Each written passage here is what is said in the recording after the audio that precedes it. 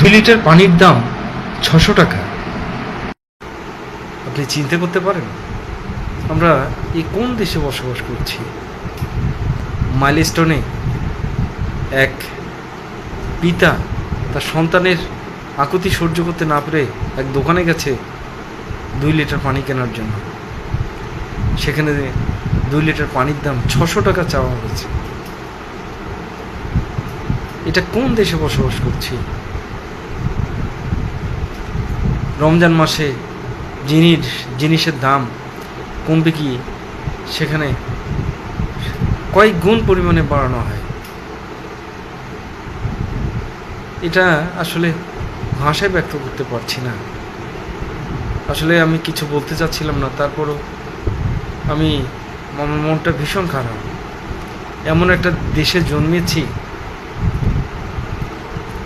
আসলে এই মাতৃভূমির জন্য মায়া হয়। কোথায় যাব? বন্ধুরা আসুন আমরা একটু মানবিক হই। এই দেশটা অনেক রক্তের বিনিময়ে অর্জিত। আসুন দেশকে ভালোবাসি, মানুষকে ভালোবাসি। পরকালকে বিশ্বাস যদি করেন তাহলে